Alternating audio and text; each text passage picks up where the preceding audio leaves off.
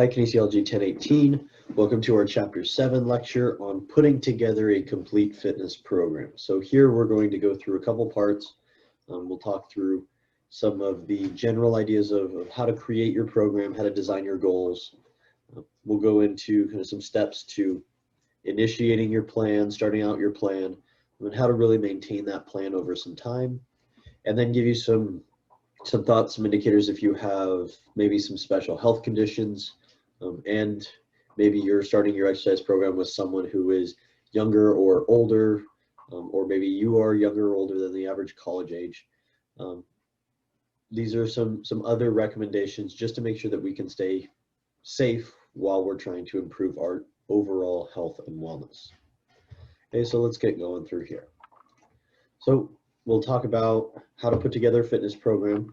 We'll talk about maintaining this program. We'll talk about special concerns, and then we'll go into our Lab 7 activity. So our Lab 7 activity, I'm going to talk you through it in, I think, part 3 lecture for this section. And we're going to go through each of these. I'm going to help you, kind of walk you through designing your own fitness plan. Okay, this is kind of our first time putting together the components that we've learned. And now we're going to put them into a plan that you can apply to yourself. For your final project for this class, you will create your own fitness plan. So hopefully this is a good starting point, gets you moving in that direction. And then you'll know at least by the end of the year exactly what you want to do moving forward. Okay, so for you, I have about 7 easy steps that'll take us on our way to reaching our fitness or health or wellness goals. But we got to start by creating our fitness plan and starting with step 1, which is setting goals. Okay, we have to develop different types of goals. Okay, there are general goals, specific goals, long-term goals, and short-term goals. Okay, every client that I work with, we talk through goals first. Okay, we never go through anything else until we know what we want to do. Okay, this is the end goal, what we want to get out of this fitness program from a general term and from a kind of specific short term. Okay, our short-term goals should be more specific. Our long-term goals should be more broad, general, overarching. So a general goal could be that I want to maintain a healthy BMI for the next 5 years. Okay, a specific short-term goal would be maybe I want to lose 5 pounds in the next month, okay? Or in the next 10 weeks, I want to lose 7 pounds. Okay? Those are very specific and shorter term goals rather than those general long-term goals that are kind of further down the line. I think of long-term goals as a year, 5 years, 10 years down the road. Short-term goals are somewhere within that year, okay? Somewhere within 1 week, 1 month, 3 months, 6 months, and outstretch maybe 9 months up to a longer term goal, which would be about 12 months in my sense. Okay, and then we use our physical assessments to make sure that we can track the progress with our goals. So regardless of what you are trying to achieve, we need to have something that's measurable, like maybe your push-up endurance test could be your measurement for your upper body endurance that you've been trying to develop throughout your fitness program. We need those tests or assessments to track us over time to see how much change, or even if our program's working. If our program's not working, then we need to change something within our program because we're not achieving those goals. This is how we measure those achievements. And then we need to select activities that fit the components that you're trying to achieve. So if you want to improve your muscular strength, doing a lot of long duration cardiovascular endurance exercise is not going to help you achieve that goal. We know that that kind of stimulus does not give the same adaptation as resistance training, which would be necessary to improve muscular strength.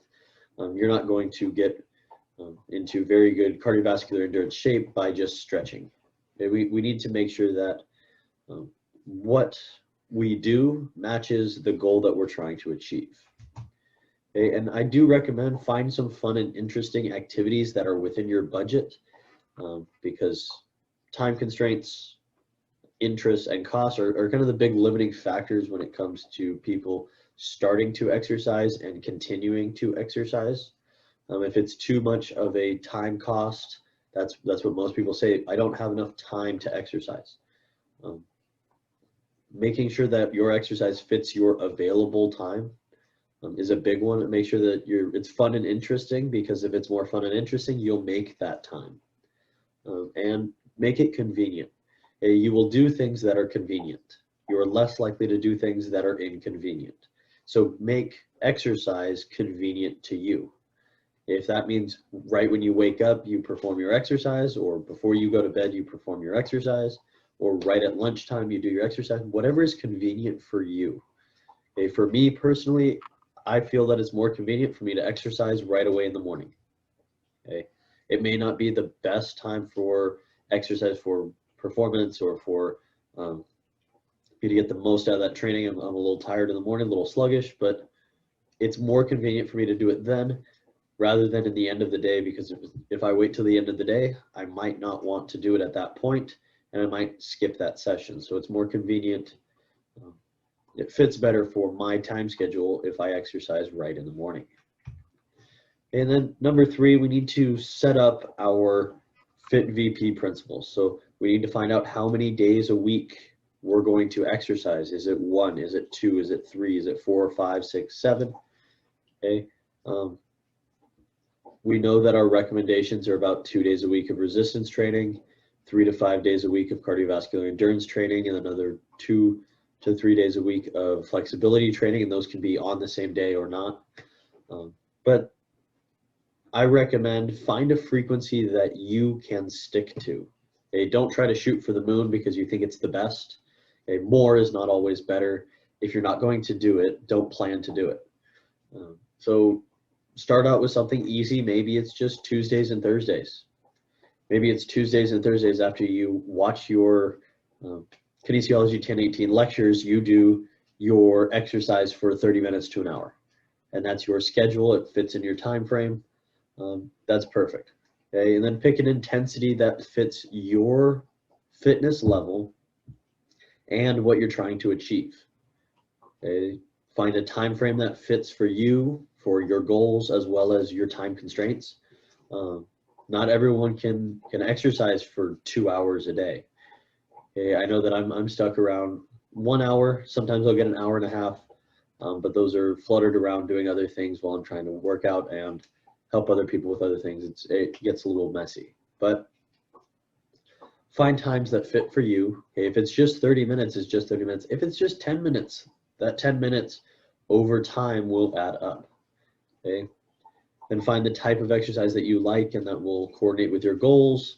And then we need to slowly progress our volume, or how much we do, and the progression of intensity, or how hard or difficult it is. Don't just jump into the deep end when you don't know how to swim.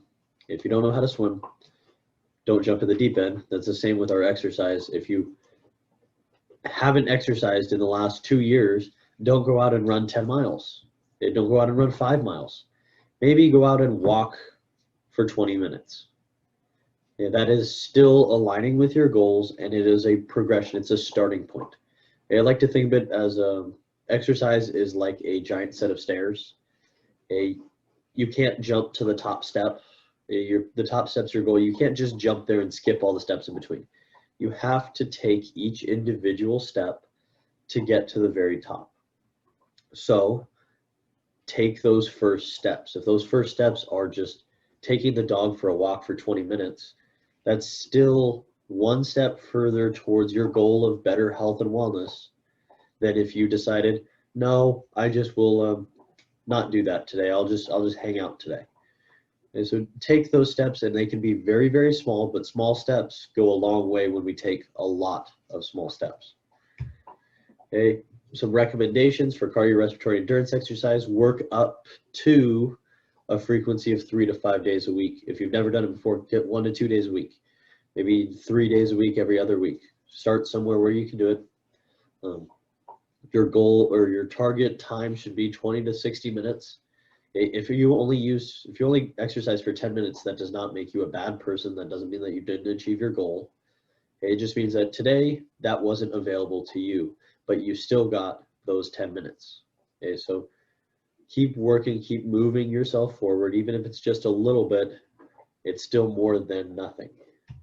Okay, with muscular endurance training, okay, or muscular strength training, we want to go at least one or more sets of 8 to 12, 8 to 10 repetitions, 8 to 10 different exercises, hitting all of our muscle groups. Okay, if you have goals around specific muscle groups, that's fine, you can push towards those.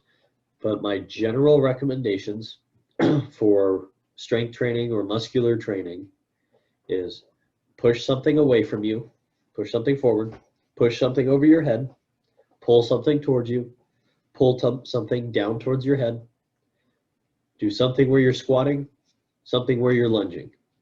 Okay? And if you want to get even fancier, do something where you step up onto something like a stair or a box, and do something where you pick something up off the ground. Okay, boom, you've hit 4. Make sure that we maintain posture, bracing our abdominals, so squeezing our abdominals, keeping a neutral spine, and perform all of our exercises to the best of our ability with proper form. If you don't know how to perform an exercise, ask someone or look it up on like YouTube. You can check something else out. You can find out someone, there's tons of content out there on how to correctly perform exercises. If you don't know if you're doing the exercise correctly and you don't have someone to watch you, take a little video of yourself performing the exercise. You take it from some different angles too, and then you can see what you're doing. And if you see that, oh no, I'm not performing this correctly, then you can start making those adjustments. And I know not all of us have access to possibly a personal trainer or group exercise class right now with all of this social distancing, but taking a video and looking at a video is going to be more than what you would have had if you didn't. So choose an intensity of weights that will fatigue your muscles but aren't too much where you will break your posture, break down your form. The key one for me is posture. Okay? As long as we can keep that neutral posture, and keep our feet on the ground, and we can keep our legs in line with our feet, we're probably going to be okay with all of those exercises. When it comes to flexibility training, 2 to 3 days a week, I recommend linking those in with your muscular strength exercises. Okay? Or you can do them daily. Okay? If this is all the exercise you can do in one day, at least do some form of exercise. And flexibility training is easy. Most of the time it's free. You can just take some room on your floor. Maybe you could listen to this lecture and stretch, and then you can listen to it again and take notes. Okay, who knows? Okay, whatever works best for you. Okay, so then we need to set up our goals. Okay, think of it as steps towards a target date, because we have to have that target date. That doesn't mean if we don't make it to that date that it's a bad thing, but set a target date.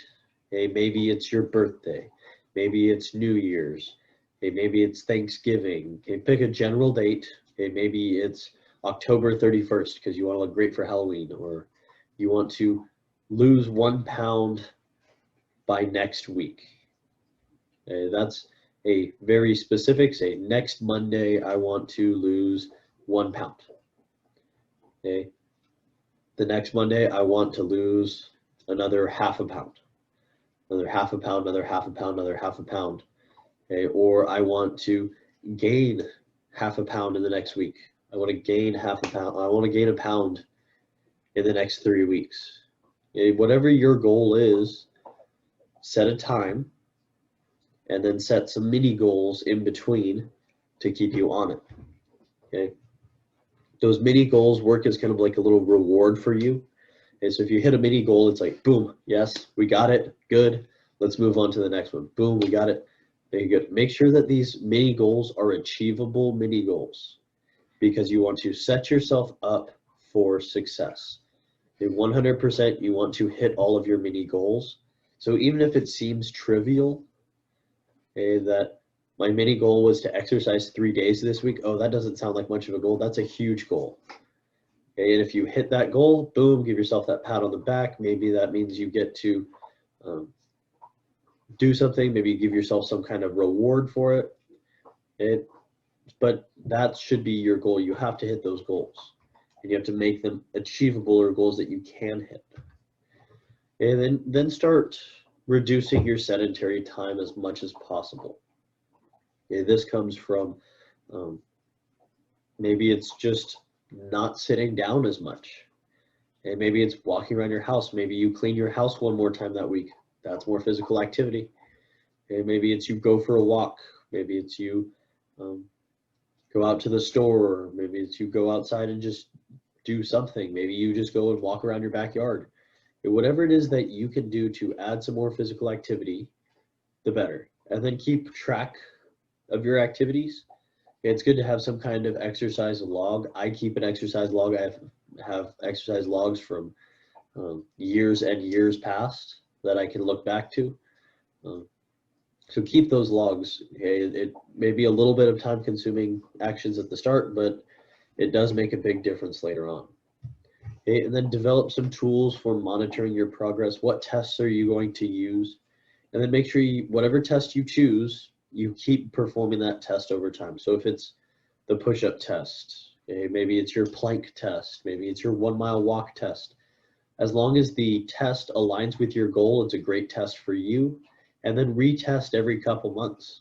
Every couple months, go through that test over again and see if you are progressing. If you're not progressing, you need to alter something in your training so that you can improve in that aspect of your general fitness. And lastly, you need to make a commitment with yourself. And then you need to make that commitment something that you can hold yourself accountable to. Being accountable to yourself is necessary to improve your overall health and wellness. And because it is your life, no one else is going to live your life for you. And if you want it to be a long, healthy, happy life, and you want it to be one where you are physically fit or at least physically functional for the world, you have to be accountable to yourself because no one else will make you do this. You don't have a PE class that meets once a week or twice a week or 3 times a week, 5 times a week that's forcing you to exercise. And you have to be the one who commits to it. And you have to make it meaningful to yourself. You have to care about what's going on, what's happening to your body. So make that commitment to yourself. Hey, I am going to follow this fitness program, and sign your name nice and big and pretty and make it visible somewhere. Maybe you put it on your door in your bedroom. You put it on your fridge. You put it on the door to your garage. So every time you leave your house, you see it and say, oh man, I got to get this done.